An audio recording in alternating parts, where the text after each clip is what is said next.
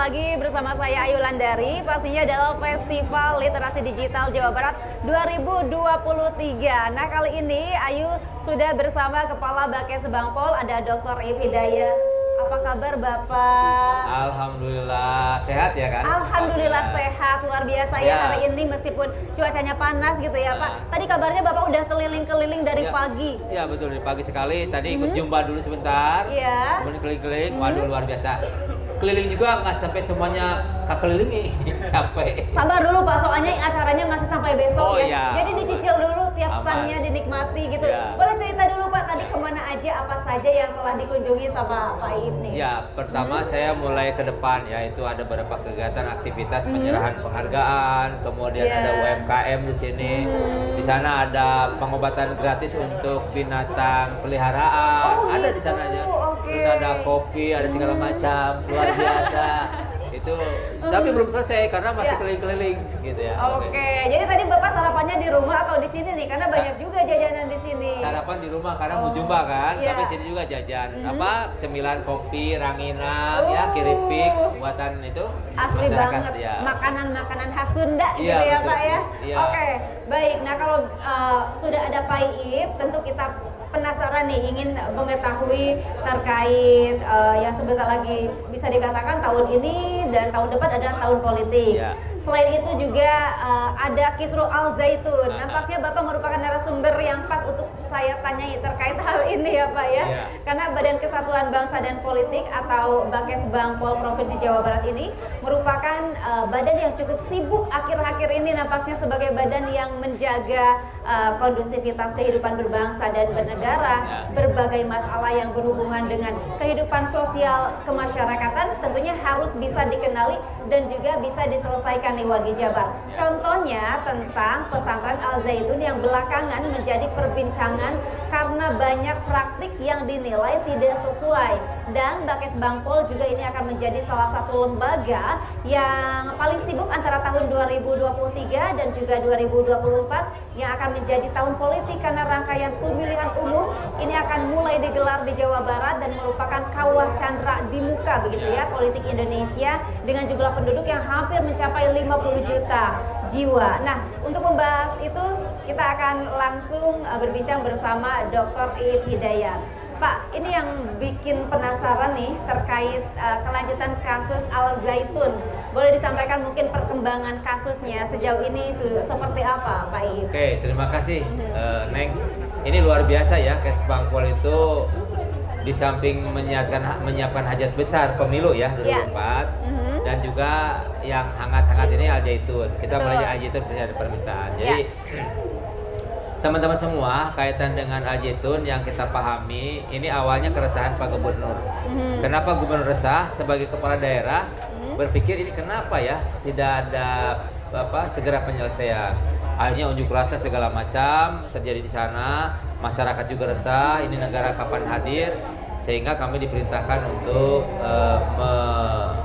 menyiapkan untuk segera kita masuk dan akhirnya kita bikin tim investigasi.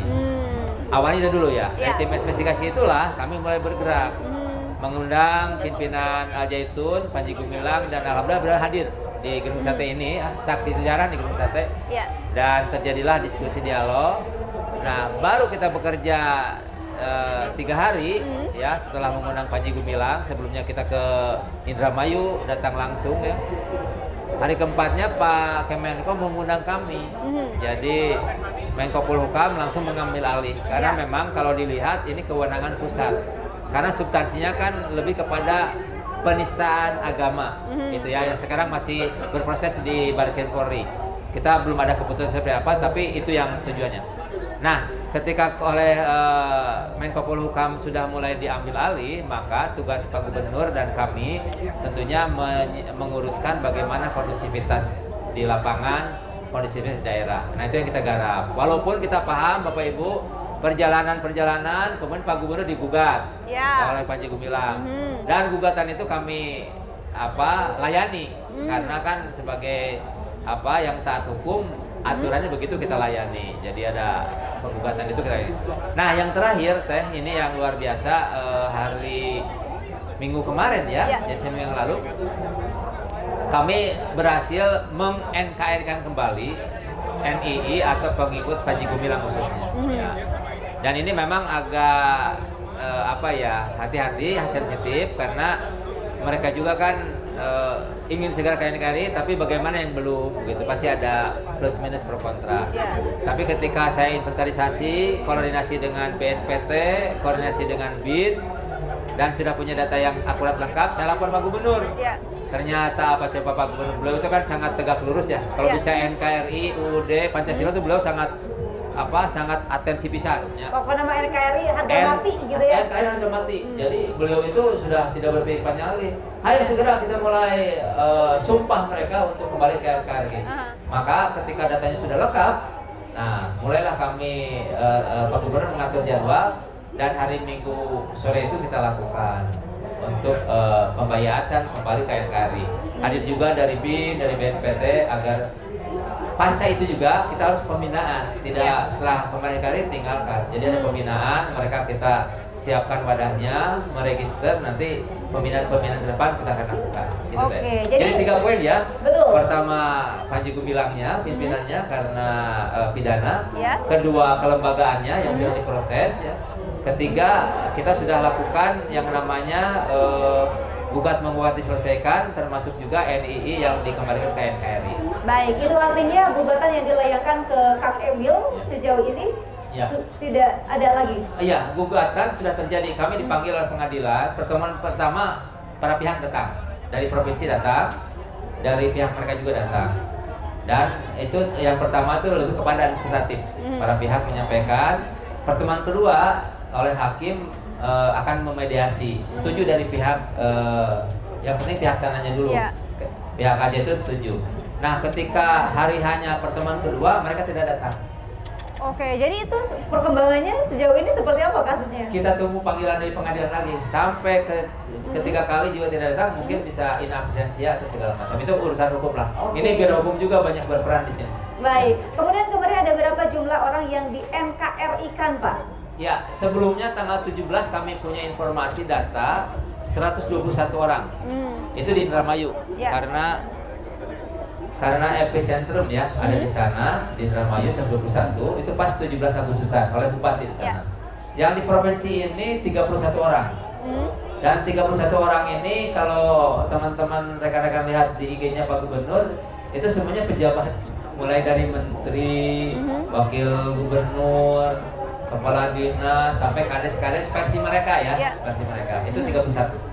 Dan sekarang memang dibuka hotline kalau ada yang mau bergabung ke NKRI, ada nomor HP di IG-nya Pak Gubernur, dan hari ini ada 11 orangan yang sudah mencoba mengkomunikasikan. Saya paham ini harus hati-hati dan memang sensitif ya. Jadi kita tidak begitu memaksakan, tapi biar ada keikhlasan, keridhoan, kesukarelaan mereka untuk kembali, itu akan lebih baik. Baik, itu kan berarti 31 sekian. Ini hanya sebagian kecil begitu ya dari jumlah pengikutnya yang banyak banget. Ya, betul. Tapi kemungkinan kedepannya akan seperti apa untuk kondusivitas di daerah Indramayunya sendiri sejauh ini dalam pengamatan Pak Iip seperti apa? Ya, Pak Gubernur pernah merapatkan Forkopimda Jawa Barat. Jadi Pangdam, Kapolda, Kajati, DPRD itu rapat khusus setelah melepas Pak Jokowi, Pak Presiden kembali ke Jakarta. Rapatnya di Bandara Suset Sasanegara. Itu fokus bagaimana menjaga kondusivitas. Ini kita berbagi tugas. Pangdam tugasnya apa, Kapolda tugasnya apa, Kajati tugasnya apa. Ini dari keamanan.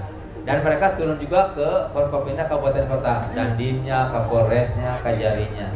Kita juga dengan Kesbangpolnya. Jadi ini satuan yang kompak dan tertib. Ini urusan masalah NKRI, masalah Pancasila, itu serius ini. Baik, serius tentunya ya. Nah, selama proses ini berjalan, ada respon negatif nggak Pak terhadap Kesbangpol sendiri dalam penanganan kasus Al Zaitun ini? Kalau saya melihat malah banyak yang positif ya, karena kita tindakannya cepat, terukur, kemudian diapresiasi. Ibu juga tahu, semua media kan memantau melihat ini karena jadi berita nasional ya. Ya alhamdulillah lah, dukungan semua pihak, kita kolaborasi, kita bisa melakukan itu. Jadi yang komplain mudah-mudahan tidak ada ya, sampai hari tidak ada. Oke, baik, kita beralih lagi ke isu politik ya Pak ya. Nah, tentu apa ya, 2023, 2024 ini nampaknya akan menjadi tahun yang sibuk bagi Kesbangpol. Ya. Jawa Barat provinsi dengan jumlah penduduk hampir 50 juta, kemudian juga heterogen dan sangat dinamis, termasuk juga di tahun politik ini Kesbangpol punya banyak PR jelang pemilu. Kira-kira PR apa saja ini Pak? Ya, ini benar pertanyaannya luar biasa. Inilah yang tanda kutip ya, PR yang berat yang memang harus dilaksanakan, tidak bisa tidak. Ketika bicara pemilu 2024, tadi Teteh sudah bilang bahwa masyarakat Jawa Barat 50. Ternyata setelah kami data bersama KPU, jumlah pemilih warga Jawa Barat itu ada 35.700.000 orang. Oke, dari 50 juta dari 50 itu. juta itu 35.700.000 orang. Ya. Artinya apa? Ini potensi pemilih di seluruh dunia, seluruh Indonesia. Provinsi Jawa Barat paling besar. Ya.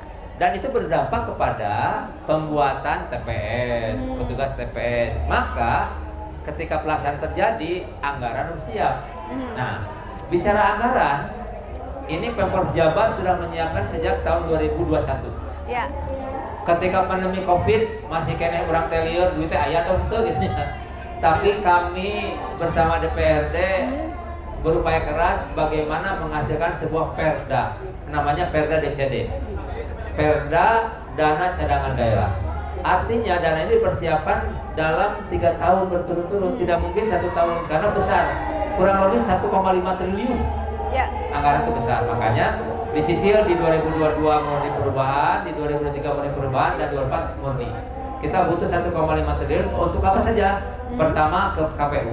KPU untuk apa saja? Itu untuk membuat KPPS, TPS, honor petugas TPPS, belum kesehatannya ya. Kemudian Bawaslu, ketika ada sengketa-sengketa. Kemudian kepada Kodam.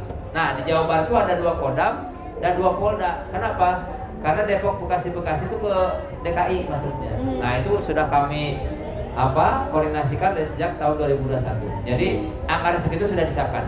Nah, ketika bicara kesiapan, ketika anggaran sudah siap, jelas pemilihnya, kemudian peruntukannya apa, kami regreg. Kenapa regreg? Karena kita tidak lepas setiap waktu koordinasi kolaborasi dengan KPU, Bawaslu, keamanan.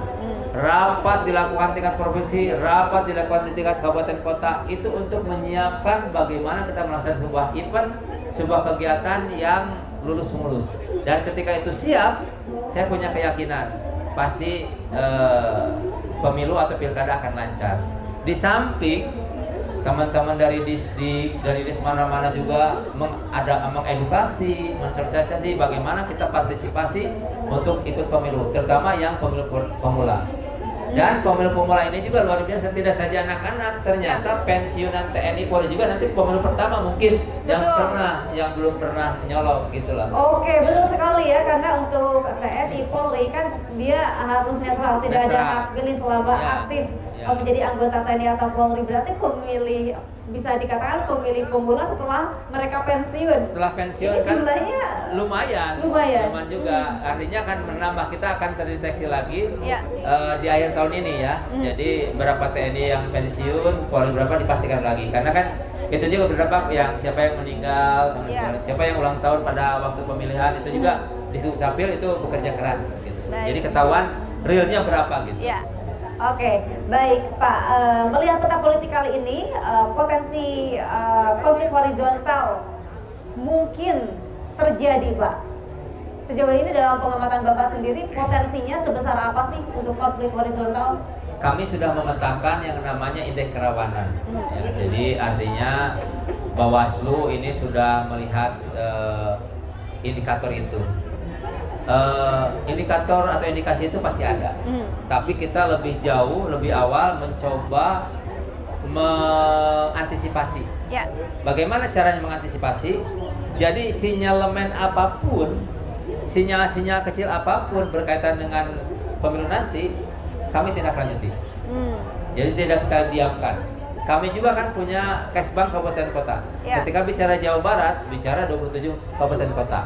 Ketika bicara itu Kesbang juga mata telinganya terus dengan timnya, dengan keamanannya. Jadi ketika ada sesuatu hal yang kira-kira menonjol atau sinyalemen apapun, kita langsung tindak lanjuti. Jangan ambil risiko. Jadi ketika bicara apakah ada konflik, mungkin ada potensi itu. Tapi kita juga mengupayakan tidak terjadi konflik. Tentunya selalu ada upaya antisipasi ya Pak ya. Kemudian daerah-daerah mana sih Pak yang dikatakan potensi untuk kerawanan politiknya ini begitu besar di Jawa Barat? Bicara kerawanan di daerah mana, ini kami punya data dari Bawaslu kemarin baru share. Ini lebih kepada politik uang, ya. Posisi di mana itu hampir merata, ya merata dalam arti kata. Ini melihat kejadian pilkada yang kemarin juga tahun 2020 kan pernah juga gitu ya. Itu ada kejadian-kejadian itu. Nah, itu juga menjadi antisipasi kami. Bagaimana mengantisipasinya? Berarti pendekatan kepada masyarakat, kepada tokoh masyarakat, tokoh agama, tokoh budaya, tokoh pemuda, semua itu harus dikumpulkan, dibicarakan. Karena ada juga yang tanda kutip nakal ya, dijadikan judi. Itu data yang ada Pak. Jadi isi itunya mah tidak, tapi yang judinya terjadi. Itu poin-poin yang kita antisipasi ya. Lebih bagaimana kita menyiapkan diri lebih awal. Baik. Terakhir Pak, imbauan mungkin ya untuk masyarakat atau warga Jawa Barat untuk sama-sama datang ke West Jawa Festival dan juga sama-sama mengawal jalannya tahun politik tahun ini dan juga tahun depan. Yang pertama, ini saya luar biasa. Saya dari pagi kan sudah ke sini. Kekelilingan sudah 3 jam tidak selesai. Lanjut besok lagi Pak. Lanjut besok lagi. Makanya ini luar biasa. Ini kan 5 tahun kepengurusan Kang Emil dan Kang Uu ya. Jadi semua ditampilkan apapun keberhasilan dari berbagai unsur. Jadi saya mengajak kepada saudara-saudara, teman-teman, siapapun warga Jawa Barat, di luar Jawa Barat, datanglah ke Gunung Sate. Dan hadiri West Java Festival ini karena aktivitasnya banyak, tidak saja pameran, ada penampilan, performnya, kemudian ada juga penyerahan hadiah segala macam. Jadi termasuk jajan ngopi-ngopi enak loh. Nah, itu kulineran ya Pak ya? Kulineran banyak di sini. Mau apa saja dari mulai pempek sampai rujak bapok ada. Asal ada uangnya. Atau ada yang jajanin gitu ya. Terakhir Teh. Iya, silakan. Saya mengajak mari kita sukses pemilu yang akan datang. Cobloslah. Ketika Anda melaksanakan pencoblosan, hak Anda berarti Anda melakukan bela negara. Kenapa bela negara? Karena Anda memperjuangkan bagaimana kesinambungan negara ini menjadi aman, damai, dan kondusif. Terima kasih. Baik, terima kasih Dr. Ibnu Hidayat selaku Kepala Bakes Bangpol Provinsi Jawa Barat telah bergabung bersama kami. Selamat menikmati West Java Festival. Bapak, sehat dan sukses selalu untuk Bapak. Hatur nuhun ya. Hatur nuhun. Waalaikumsalam warahmatullahi wabarakatuh.